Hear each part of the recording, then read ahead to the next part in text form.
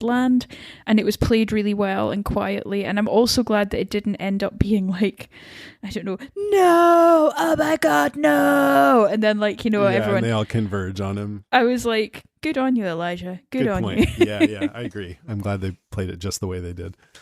And then they got this huge horde of Zeds storming towards the Reapers and Maggie's old place. I love it. I don't care that it seems unlikely. It's zombies, so whatever they can. But I do sort of think, I don't know if I'd want to be in a big pack of Zeds heading towards this heavily armed group of militants, because they might just pick you right off, you know? What if you sneezed as well? This is another thing I always think about with the Whisperers, is I'm like, what if you sneeze or you fart or you burp or something, or you like, I don't know, stub your toe and you're like, fuck. Like, they have those you'd be dead within minutes. What do you call it with it? Clothespins underneath the mask? Clothes pegs, yeah. Oh, that's funny. Yeah, I'm excited to see how that turns out next week. All right. Well, my number one is just, seemed to be good setup for the next episode. We've got the Horde coming towards Meridian. We've got Eugene in a cell at the Commonwealth. We're waiting to see what's happening back in Alexandria. We still don't know what's happened to Alden. Alden, as far as we know, is still in the church. He's like, are you guys coming back or... I was reading on a forum the other day and someone had just written, I hope Alden was able to order Domino's. It just really made me laugh. This idea of him being like, I'm just going to order pizza while I'm here. So I feel like we're coming up to a good point for not quite the mid-season finale, like the finale of the first third. Right. So yeah, I'm excited to see where it takes us. Absolutely. All right. I mean, I've exhausted all my points, so I'm just going to go into my notes here. Go for it. So Negan says he's always been a man of his word, and I felt like we were expected as an audience to go, well, you got to give the man that. But I'm like, what about that time you told your wife you had an appointment with your probation officer? I've always been a man of my word, apart from that one time when I wasn't. When I cheated on my wife. Yeah, the other time. Yeah, that other time didn't happen. Gabriel, we didn't talk about. He decides not to kill an enemy who's praying. Can't bring himself to kill a guy mid-prayer. It feels a little back and forth with him, but I guess he's just struggling with his, the different parts of himself, this sort of warrior, protector, and the benevolent man of God, and trying to figure out where he is in between there. I don't know. Yeah, I think that's fair. Whether God still exists. It does seem to be a bit kind of over and under a lot of the time with him, but yeah, it was good. Flip of the coin. I did. It wasn't like my favorite scene in the whole thing, but it made sense for him, and interesting that he lied to Maggie. Mm-hmm. Because he said he didn't see anyone, and was... Because when she said, if you see any of them and they're, you have a clean shot or whatever, I almost expected him to say, you don't even need to finish that. I'll kill anyone I see, no problem. So it was a bit of a, but yeah, I liked it that he paused there and was like, no, he's praying. And just kind of observed him and left. I would say the Reapers are not very good scouts. Like, I cannot get over how they've come from these like absolutely terrifying people in the first two episodes to like pretty inept and not very good at doing stuff. So it's a real fall from grace. And of course they're not wearing their masks anymore because we know who they are now. So we don't need that mystery, but it's like, well, what about the story? They wore masks all the time. Elijah's not wearing his mask either. What's going on with that? He's not a mystery anymore either. Yeah, maybe it's that time of year. It's the summer wardrobe. How does Daryl have matches that still work? That's what I want to know. Great question. Seems impossible. I found matches when we moved that didn't work, and that's been like 6 months. So. Right. And then, I guess that's it. That's all I got. What do you got? Any notes? I didn't have much. Really, just Gabriel. Yeah, Gabriel. Oh, they bury the dead, so they kill the walker that was someone Maggie knew. And yeah, Gabriel just telling a little fib, but ostensibly for good reasons, because he's feeling his faith at the moment. So that's cool. I mean, hopefully this doesn't turn into like a Peter Parker moment for him where this guy goes on to kill everyone Gabriel knows or something. I mean, it's The Walking Dead. It could happen. Yes, it could. Probably will. All right. We will take a little break, but talk about The Walking Dead, The World Beyond, Season 2, Episode 1, Consequence. I was going to do a recap, but I think you'd be better off doing what I did, which is going to YouTube and searching for World Beyond Season 1 recap. They have some really good ones on there. I put one on our Facebook page. I posted one there. I'll put it in the show notes too, if I remember. So Brilliant. Anyway, let's get into Season 2, Episode 1. Instead of doing a full-blown top 5, we're just going to kind of talk about some of the main points. So what do you got? What do you think of it? It was good. It was nice to see. I was going to say everyone, but we didn't really see everyone. Right. I really missed Elton and Silas and the other dude. I want to say Paul, but I don't think that's his Percy, name. Percy. That's it. I was freaking out about that. Like, it starts with a P. I'm more intrigued about what's happening with them because we know Silas has been lifted by the CRM. Elton and Percy are kind of on the run. So of the 2-3 storylines, the one I was kind of most interested in wasn't really touched on. However, it was, like I say, nice to kind of touch base with that world again. And I'm looking forward to seeing where it goes. I'm glad that... Oh, God, I've forgotten the guy's name. Felix. Why do I not know anyone's name in this damn show? It's been a while. Felix is... It has been a while. And I'm like, I was about to call him Huck. And I'm like, no, that's the girl. I'm glad that Felix's boyfriend is getting more screen time. I'm here for their relationship. It was nice to see some LGBT action on The Walking Dead. And the actor who plays Felix... Nico is a really great kind of spokesperson for the LGBTQ community, so I'm really pleased to see him getting some more screen time. The CRM, I have a lot of questions about why they're like randomly killing people in such horrible ways and leading these columns, as they call them, towards them. And I'm starting to think that, you know, what we're going to find out if we ever get the Rick Grimes films is that he was with the CRM for about 2 minutes and then escaped and went and did something else. So I'm kind of it could be. Not holding my breath for much of a tie in there. This is, I mean, you know, he'll turn up next week and I'll be like, well, I was very wrong about that. But yeah, that's kind of my 2 cents on it. What did you feel? What do you reckon? Well, I watched that recap, and at the end of it, Hope was in a helicopter with Elizabeth Kublek and Huck going towards the CRM where her father was. And so I was like, oh, cool, we get to see that. And then we didn't get to because they took a detour so she could put her through some test.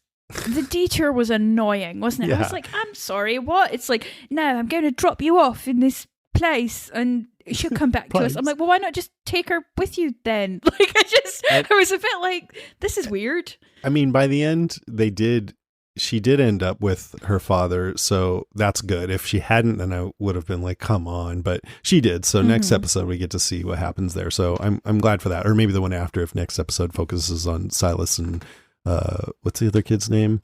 Teddy? No. The skinny kid? Elton, yeah. So, yeah. But another thing about the episode, like the manipulative tactics are pretty ridiculous. I guess it was Huck's idea in the first place to send Hope, who they want to recruit, on this really risky journey, you know, to try to show her what the world is like so she would know, or whatever reasoning they had behind that. And I mean, she could die. She probably would die. So how important is she? And then this detour that they took was equally kind of crazy. Kublek wanted basically for Hope to choose to be with them, so somehow sending her off in this city would accomplish that. She thought, let me get you to be really loyal to me, and the way I'm going to do that is to tell you a bunch of lies and kill all your friends and put you in danger. Did that work? She must have been a great mum to Huck. You know, her parenting style seems really on point. Like, I do understand the idea of wanting to get, if you want someone to help you, to get them to be the one to make the choice. And she said something about, you know, if we bring a rebel in, then that could be toxic and we won't all be on the same page. And that made me think about US culture right now, how I feel like the internet has made it so that we can have separate cultures in this country, and that's not been good for us. We're not on the same page. Not that I'm like anti-internet necessarily, but it's just what's going on. But you heard it here first. Jason doesn't like the internet. but I mean, the way to get Hope on your side is not to kill her friends and put her in danger. It's to explain, look, this is what we're doing. We're going to save the world and you can help, but that's not dramatic. So it just feels like contrived drama to me, a lot of the show. I kind of didn't like this episode, to be honest. I left last season kind of being into the show, but this episode made me feel like, oh my God. For a show that's limited, this one felt like treading water. Yeah. And the one thing that really blew my mind this episode was having Iris straight up kill someone. Like, that's a big leap from the kids we saw at the start of the last season. I was like, I'm sorry, what? The dream told... What? Like, I do not... I'm glad you say you didn't get that either, because I was a bit like, what the... Did I miss something? I mean, look how shitty she was at killing zombies just like a few weeks ago, and she could kill this soldier. But B, I think the dream where she dreamed of a zombie and scratched his face off, and there was a CRM helmet underneath. So that made her feel like, okay, CRM is lying to us and they've killed everyone in our colony. Or I don't even know if she knows that yet, but yeah, she does. Mm-hmm. But then, so I'll go out and kill a soldier. That seemed pretty crazy. Like, if I'm, I don't know. It was such a big leap, because like, even I was thinking a lot about Carl and Judith, and like, even for them, killing a person was a huge leap. Like, Carl, it was worrying because he didn't really seem to care. That I'm thinking about the prison with the young guy. Yeah. But Judith, when we rewatched the sacking of Hilltop, she accidentally kills a Whisperer rather than a Zed, and it's a huge deal for her. And okay, she's a lot younger than Iris, but the kind of seeking out of someone to kill them is psycho. Really scary. Like, I was like, is some of this going to be a hallucination? Like, I don't get it. Like, was she going? It looked to me like she went out to hunt.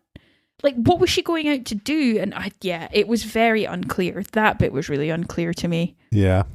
And then the other kind of area that stood out to me is, like you said, what is the CRM doing? I mean, this is a mystery-driven show, and sometimes that bothers me when it feels like the mystery is contrived. And here they've blown up. Now we know all of Omaha. Well, they didn't blow it up, but they blew up enough to let all these zombies in, and I guess, steered them in there to kill everyone. They killed everyone there, 100,000 people, and the colony. And Kublek is saying, we have to do bad things so that we can save the world, and the other people can do good things. But none of it makes any sense. And we're supposed to be going, okay, I don't understand this, but I'm really curious to know. And I am curious to know, but there's also a part of me that's like, I don't know. It feels contrived. Yeah, and like the little settlement that they're living in, the little artist colony that looked very like something out of Fear the Walking Dead. I mean, they explained why they were left alone by the CRM, but it seems flimsy. That this little group of artists are kind of like, yeah, that's cool, we'll just leave you here. Like, yeah. So what I gathered is they're very near the science outpost where Hope and Iris's father is, and the people in this colony, the perimeter, have agreed to clear the zombies from the area in exchange for supplies and being left alone. And it's like, well, wait, the CRM, I don't know. The thing about the CRM, another thing that seems crazy to me is they're like the kind of people who will kill you just because you saw them. It seems like, they don't want anyone to know anything they're doing. And they also have these really distinctive uniforms and these logos that they put on everything. If they're so secretive, why would they advertise their presence like that? So I think I'm definitely Team Commonwealth over Team CRM. Yeah, but we'll see how it plays out. The Commonwealth have ice cream, so whereas the CRM have lentils, which I'm less into. So we'll see how that. And they're likely to kill you just for no reason and blow up your town. But then there were two things that I noted that I liked. the moment between Felix and his boyfriend, who I don't know his name, that he broke down crying. And that was really nice. Yeah. And the same thing happened when Hope met her father at the end. And it makes sense, you have to be strong in a situation like this, but then when you find someone that you can kind of relax into, then all the emotions come out. So that was nicely played. They did some kind of weird stuff with time this episode as well. Like, it felt like the episode cut back to the middle at one point. So it opens with Hope, not Hope, Iris writing at her desk, and then we kind of cut back to that halfway through. There's sort of like a flashback, and then we catch up again. I didn't quite understand what that was getting at. I don't know. Another thing that I think people might have had a hard time understanding, but I kind of gathered after second watches. So Elizabeth Kublek sent Hope out on her own just to sort of be like, look, I want you to understand that you need people. You can't make it on your own. I think that was kind of the point. So you're going to choose to be with us. So she sent her out, and she saw a picture of this like valedictorian high school cheerleader girl or whatever she was. And then she fell down the stairs, bumped her head, and hallucinated that this girl had become feral and crazy all on her own. And so she realized, oh yeah, I don't want to end up like that. So she went back. I think that was the point of that whole detour. I mean, they were counting on a lot, weren't they? That she would hallucinate exactly the right thing. Yeah. And then she would come back and survive. Yeah. It was a risk. Kublek be doing what she do. And it was even a test for Kublek was testing Huck to see if she would go after her, and apparently she would have failed if she had gone after her, which is like, do you want this girl to live or not? For her Hope being so special, it seems like you're really trying to get her killed. I'm really starting to think that Huck might not be that smart. Watching this episode, I'm like, okay, I'm starting to think you're not really asking enough questions of the world around you, but we'll see.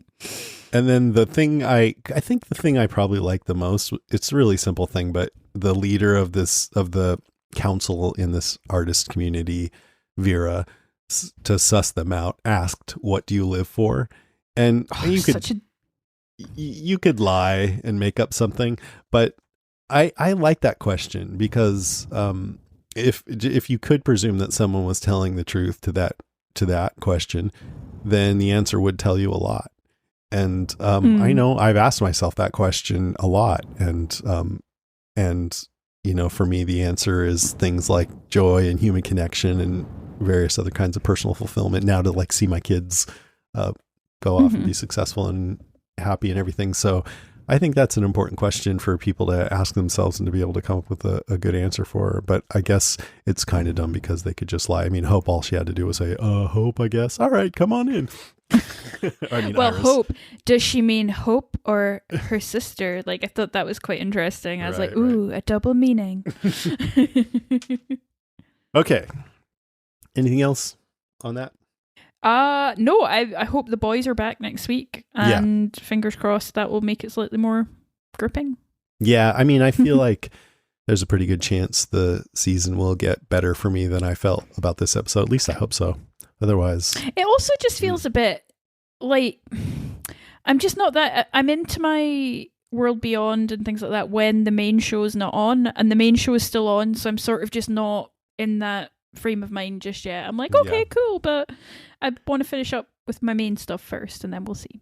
I mean, next week will be another week like this, the sort of first part A finale of Walking Dead and episode 2 of World Beyond. Then Fear the Walking Dead season 7 starts. And so we're going on holiday for, I believe it's 3 months. Right. We're building an underground tunnel and hiding. Yep.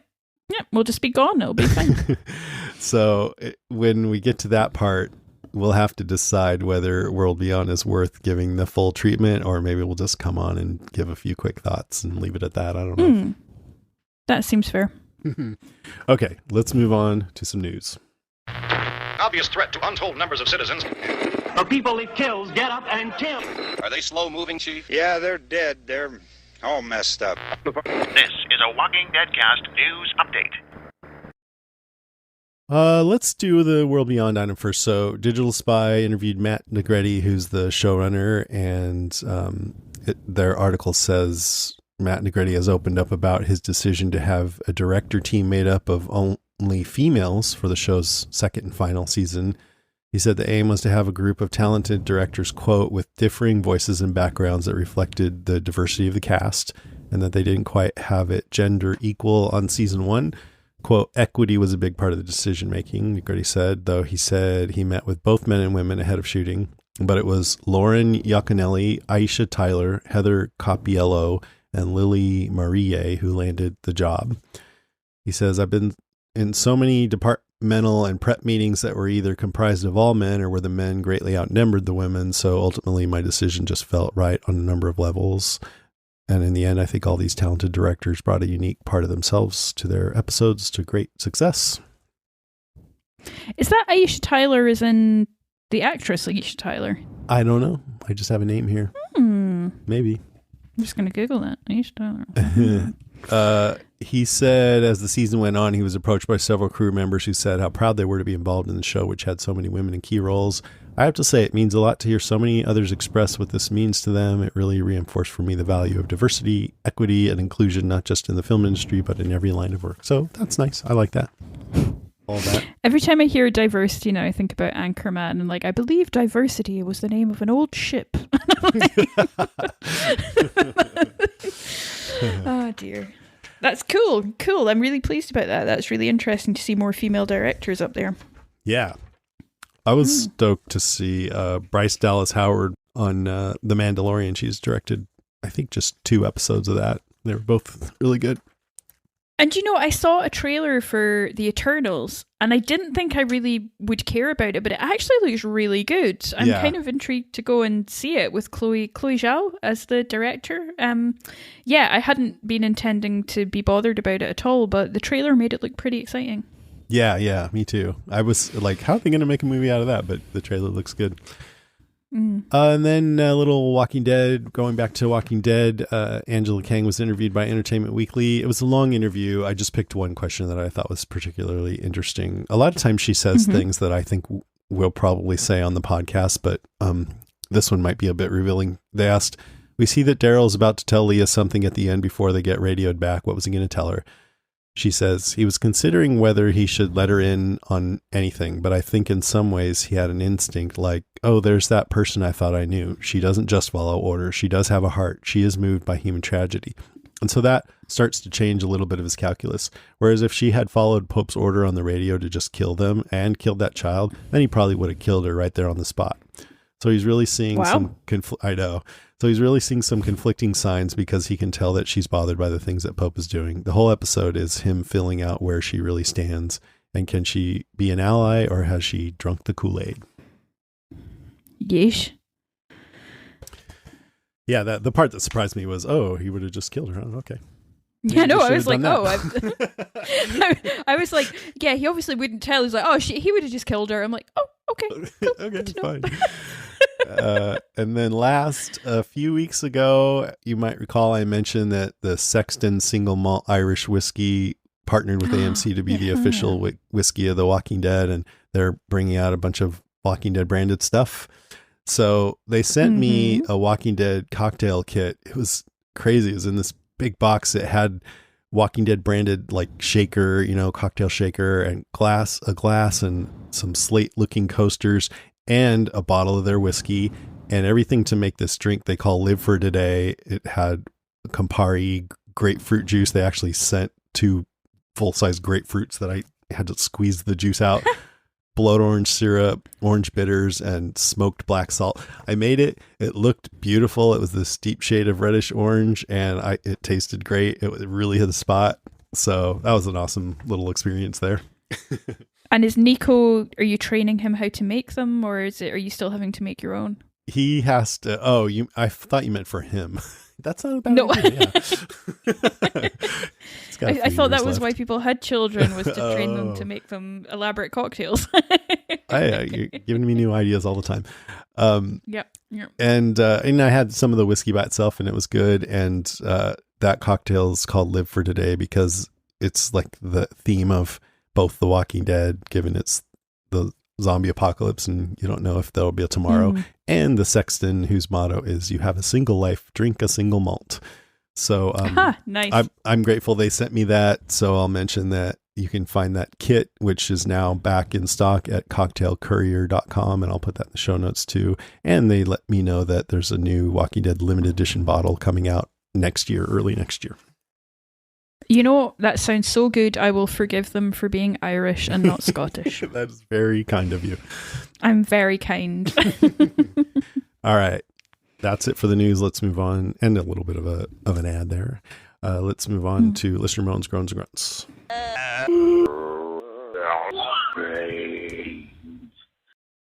I just realised I didn't give my opinion on last week's episode, which I thought was really bloody scary, and I thought you and Rima did a great job of covering it. Did you like it? I loved both the podcast and the episode. I mean, I loved the episode. I was terrified and wasn't entirely convinced I could watch it again, so was quite relieved it was Rima doing it and not me. But it was great, and I love the weeks where I get to be a listener again, so I really enjoyed listening to the two of you discuss it. So shout out to Rima for that, because it was brilliant. Yeah, everyone, Lucy already sent me and Rima a note that had said what you just said, so I thought that was really nice. It was great to hear. Appreciate it. Oh, it was great, but fuck me, I don't want to look in my walls at any point. But you did. I kept laughing when you kept talking about the diapers. It really, really made me laugh. I was walking along the street, just like, oh my God, I hadn't thought of that. That is quite funny. Anyway, listener responses this week. Wyman Owen says, well, I'm conflicted. I didn't hate it, but I'm not sure I liked it either. More Commonwealth was nice to see. Anyone else think Kayla will turn as she's got blood in her mouth? Probably not, though. Maggie's horde. Alpha would be so proud she taught Negan well. Funny moment was when Gabriel looked through the binoculars and we only got to see one eye's view. Took me a couple of seconds to realise why. I laughed. I guess I liked it more than disliked. I'm rooting for the horde next week. Yeah. I didn't notice that. It's funny about Gabriel. That's awesome. Alma Contreras says, freaking Negan kills me. I know we're supposed to hate Negan, but damn it, JDM is so charismatic I can't help myself. I just love him. LOL. He made a lot of good points in his little talk with Maggie. And ugh, these Reapers are beyond annoying. Let's finish them already. I was cracking up when that guy asked Eugene, don't you know who he is? I was yelling at the TV. No, mofo, we don't know who this douchebag is. The Commonwealth storyline is moving at a snail's pace. It was nice seeing our people handling those walkers like pros. Eugene has come a long way. Can't wait to tune in and hear y'all's thoughts. No mofo, we don't know. That's amazing. Ashley Edward Wolf says, that little shit from the Commonwealth. Eugene should have let those walkers eat him. I hate that kid. Not looking forward to seeing him at all.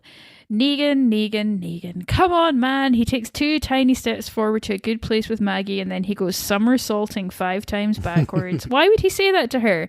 I was shocked that those words came out of his mouth. Brilliant idea to use the walkers to blend in. Hopefully that helps them end these damn Reapers in the next and last episode of 11A. So sad those 8 went by so fast. I know. I think Daryl is finally making some progress with these idiots. He's found the food supply. Here's to hoping the Reapers are gone next weekend. Can't wait to hear what you guys think. Heart and zombie emojis. I like the emojis. Starting to hit you that we're almost through with this series? It is me. Yeah, I think it'll hit next year when I'm like, the show is ending this year. Like right now I'm like, it's fine, it's not till next year, whereas I'm like, oh no, we have 17 episodes left. Oh, horrible.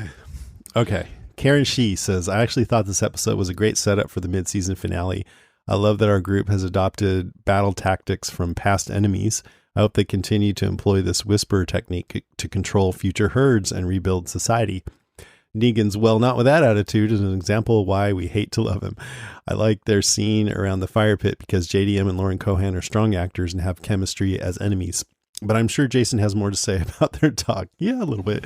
That would echo my thoughts. We'll never reach the heights of issue number 174, will we? That's one of my favorite issues with regards to the Maggie Negan storyline. That was amazing, yeah. I also like that we covered a lot of ground at the Commonwealth and revealed more about their social structure. I nearly teared up when Yumiko leafed through that coffee table book, or when she was offered tea, espresso, and sparkling water. What cognitive dissonance she must have had shooting straight up Maslow's hierarchy of needs as Alexandria starves a few hundred miles away. Oh, that's poetic, Karen. Gabriel continues to be a wild card, and it's frightening but super intriguing. I really want tea, espresso, and sparkling water right now.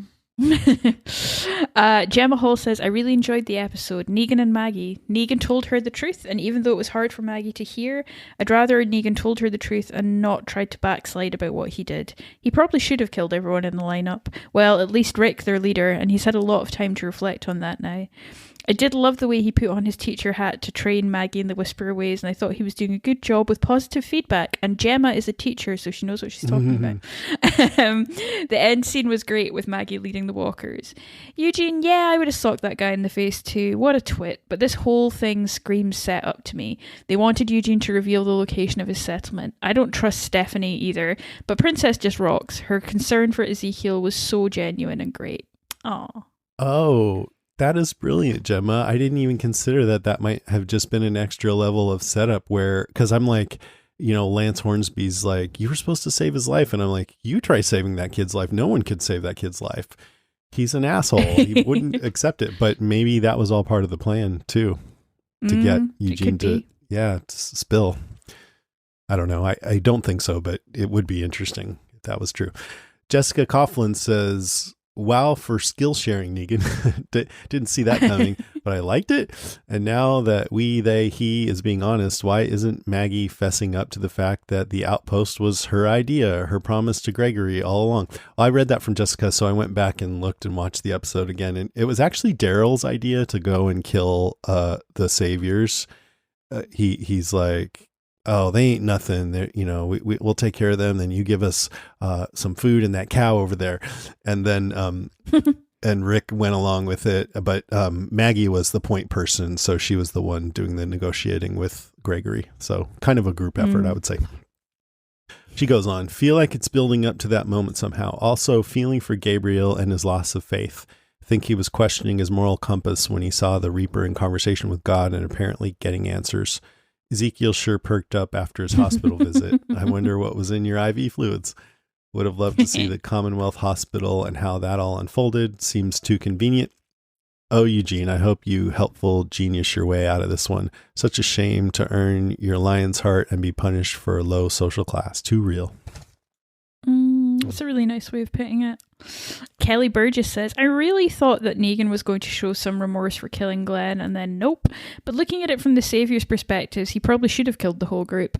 It's probably what our group would have done if the roles were reversed. I think JDM is doing great with what he's being given. The scene between him and Maggie on the logs was probably one of my favourites of the season. I'm not sure what I think of the Commonwealth storyline. I'm sure it will get better, but Eugene annoys me so much that it's hard to watch his scenes. Love Princess and Yumiko though. Really looking forward to hearing your thoughts on this one. Well, Kelly, I hope we did not disappoint. Alicia Stout says, Negan teaching Maggie to be a whisperer was classic. His shit-ass grin is perfection and punchable. LOL. Renee Murray says, Negan has no remorse and he's cold and callous, and I will be glad when he gets bit or someone kills him. I'm not feeling the Commonwealth at all, and definitely not that bratty man/boy. I roll, I roll, I roll. And we got an email from Shannon Ripshire who says, hey guys, this is my second attempt at emailing, so I really hope I make it in time. Oh, that's all the time we have. No, I'm just kidding. She goes on, when I usually wrap my thoughts on an episode, your podcast is already out. I've been rewatching Walking Dead, starting from the introduction of Negan and then listening to your thoughts for those episodes. I have Asperger's and struggle making friends, but listening to your podcast every time I rewatch an episode and hearing your thoughts really makes me feel like part of the podcasting family. That's awesome. Anyway, on the topic of the most recent episode, my sweet, sweet Eugene. He used to be so afraid and cowardly, but he is so badass now, defending his lady, Stephanie, who I'm certain is the real Stephanie. Anyone who tries to pick a fight with him is picking a fight with me, starting with that douchebag new character who was disrespecting my guy. As for Negan, if people are still shipping him and Maggie after his line of I should have killed you all when I had the chance, y'all are crazy. Sending love from the UK, Shannon, and my hairless cat, Fluffy.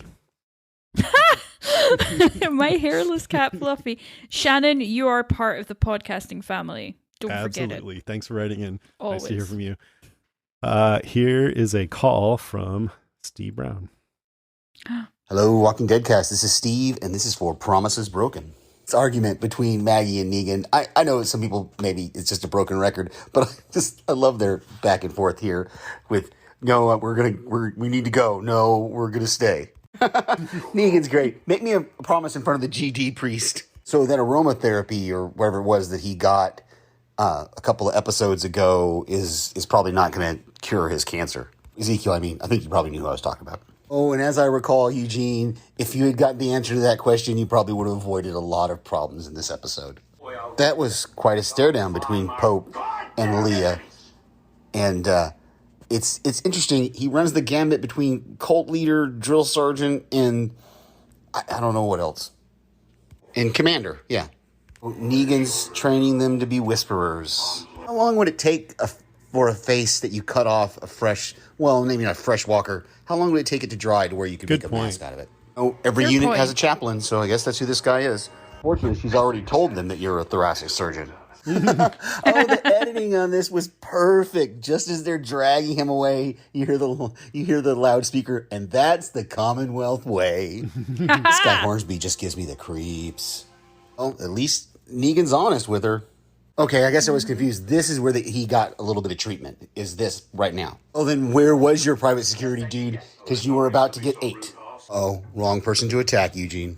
Oh, he just called Miss Milton the governor. Well, Leah showing some compassion here, letting the father and the son go, and then Daryl just uses an arrow. All right, next week, the finale. Talk to you later. That's a great point about the whisperer masks. Yeah. You wouldn't want Gross. a freshly cut whisperer mask. Oh my god, the smell. Yeah, exactly. Oh. All right, now we've got Renee. Renee. Hi guys, this is Renee. I'm calling in about The Walking Dead. Tonight's episode was kind of slow, but it was pretty good. It was all right. It was, after last week, they had big shoes to fill, but it was pretty good. I definitely did not like the handshake between Maggie and Negan. I didn't like that conversation at all. Negan has no remorse. Like, Negan, he doesn't care. Maggie asked him, how could you say that to me? What would you have did differently? And he turned around and I'm thinking he's going to say, I wouldn't have killed Glenn. I wouldn't have killed Abraham. He said, I wish I would have killed all of you guys. Everyone. All of you. Like Negan, he's not remorseful. Negan has to die. I don't like Negan at all. If they're trying to make us have some type of empathy for Negan, for me, personally, it's not working at all. At all.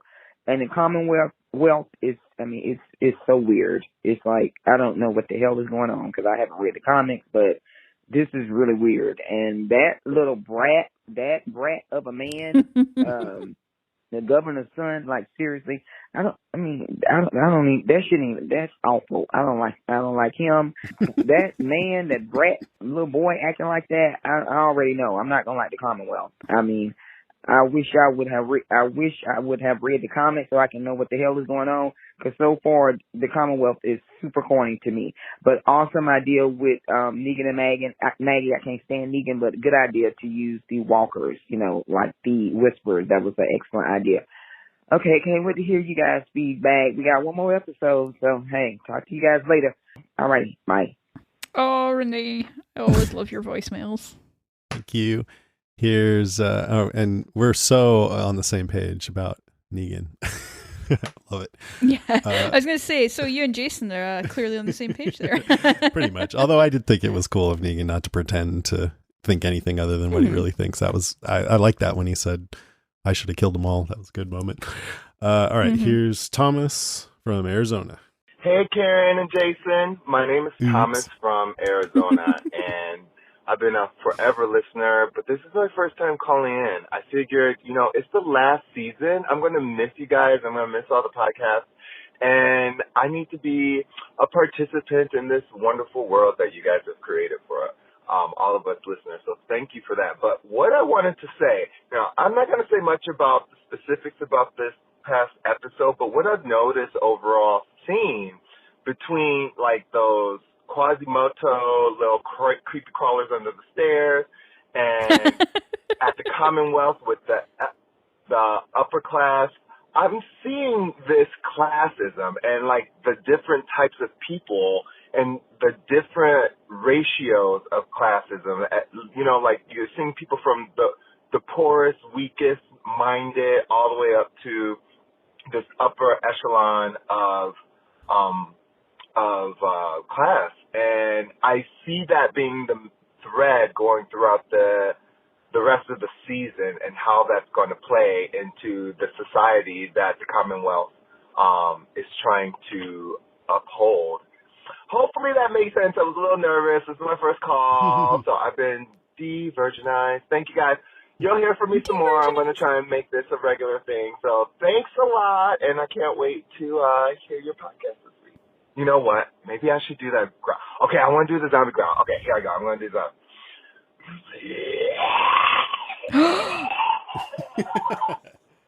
What? That's pretty good. Okay, all right, bye. Yeah, that's it. That was amazing. Thomas can call in anytime. Yeah. Yeah, I was going to say, if you're going to call in, you got to do your zombie sound, and then there it was. So, yeah, man, nice to hear from you. You must be be a long-time listener, given that you just called Lucy Karen.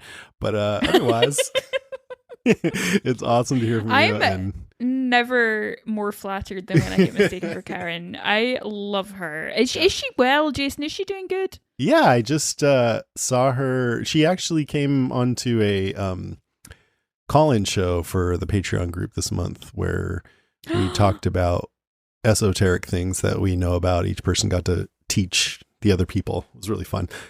But yeah, that's awesome. She's doing great. And I went over to her house for lunch the other day. It was awesome. So yeah, once we get into the break, if there's ever a time when there's no Walking Dead on, then she'll come back on the Walking Dead cast and we'll talk about a movie or something like that.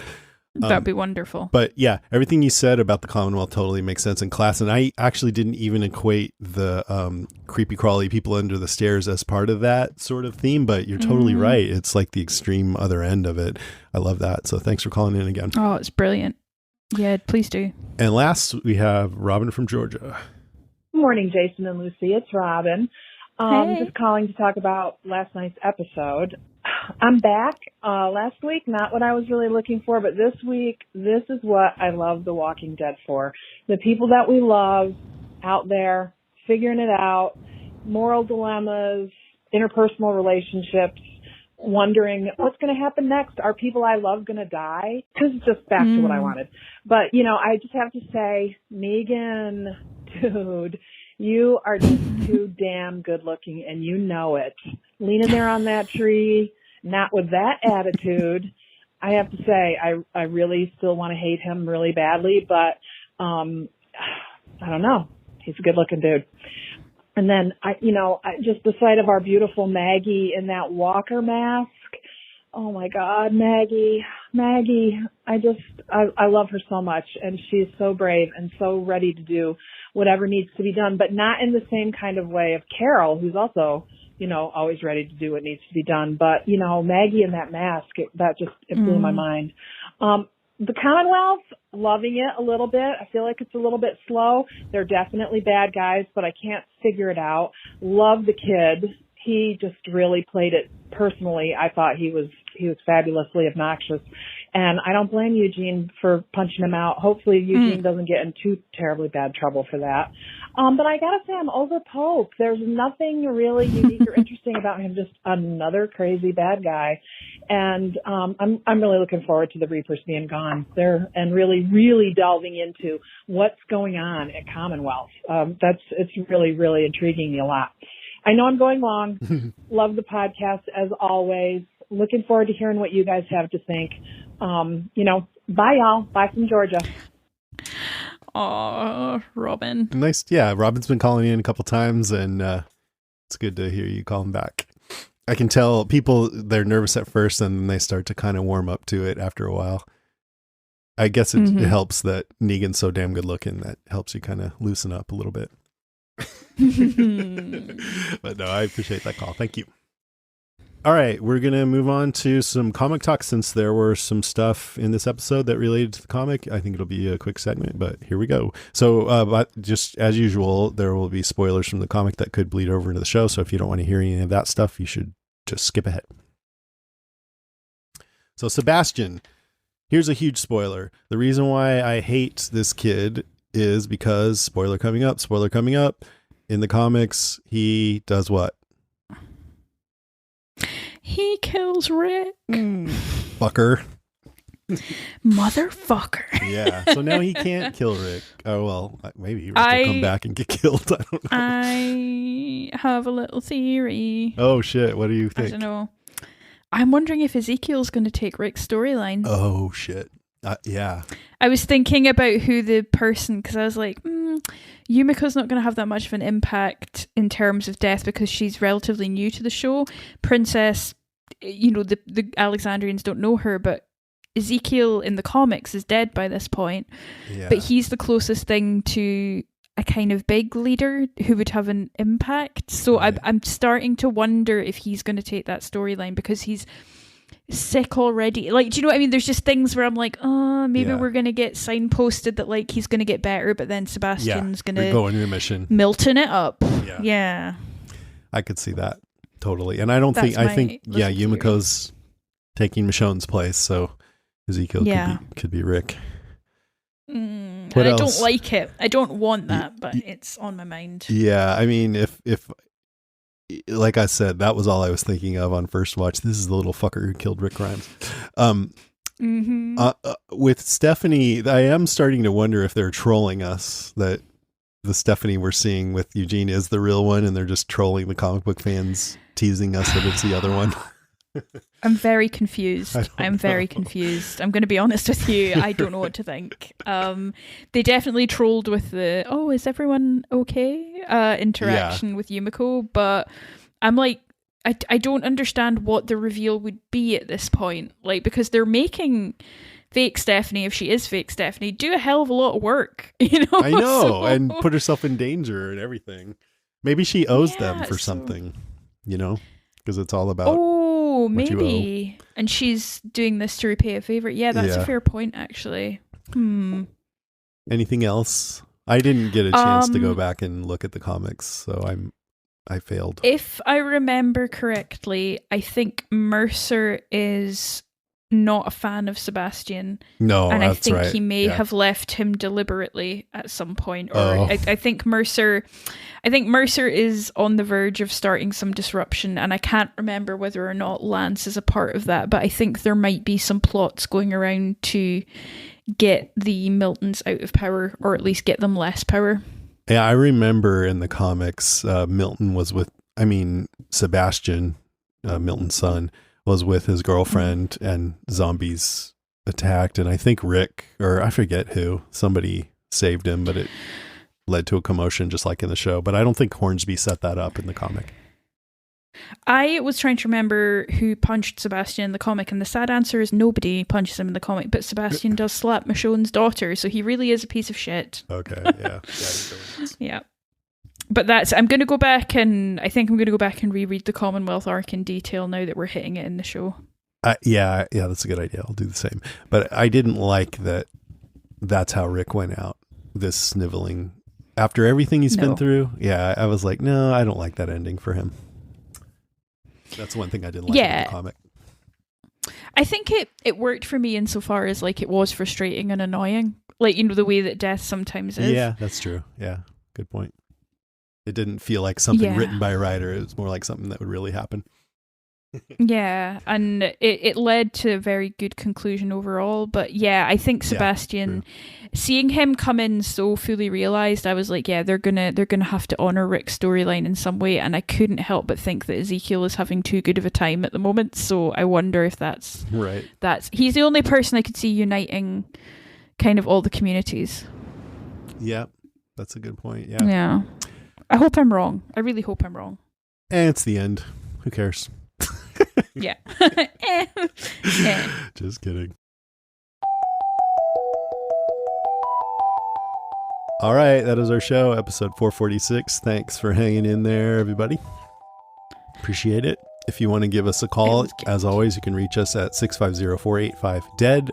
That's 650-485-3323. You can email us at jason@ilovenegan.com or brains@podcastica.com.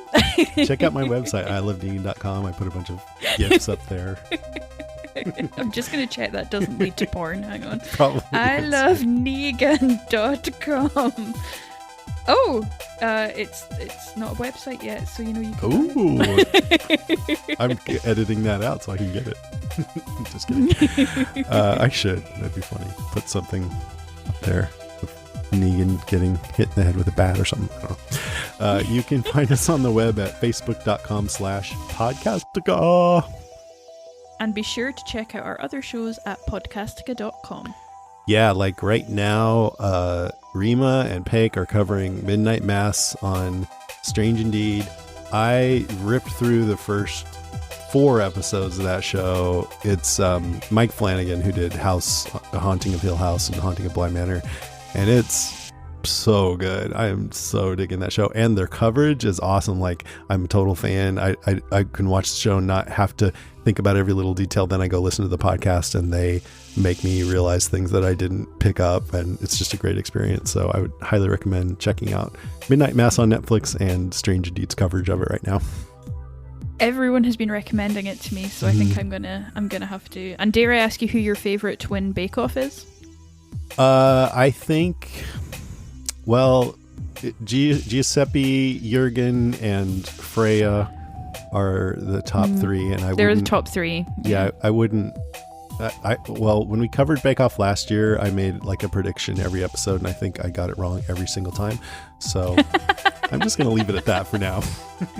Great. What about you? Excellent. Oh, I love Jurgen. I think he's hilarious. But I think Giuseppe is technically the best. But Freya's going to go places. I think she's going to be there right up till the end. She could be a dark horse too. She could, exactly. But we're talking about that, by the way, because we're covering, or Rima and Paik are covering Midnight Mass on Strange Indeed, and we covered British Bake Off on Strange Indeed last year, me and Rima, but we just don't have enough time to give it full coverage now. It was super fun, though, to just devote an hour and a half to talking about each episode of that show. But instead, we're going to tack on just mini episodes at the end of their Midnight Mass coverage. We've already done the first 2. They've been a half an hour each. It's a lot of fun. So if you just like the Bake Off, you can go over to Strange Indeed and skip to the end. Excellent. Next episode of this podcast, Walking Dead Season 11, Episode 8, For Blood, and Walking Dead World Beyond, Season 2, Episode 2, Foothold.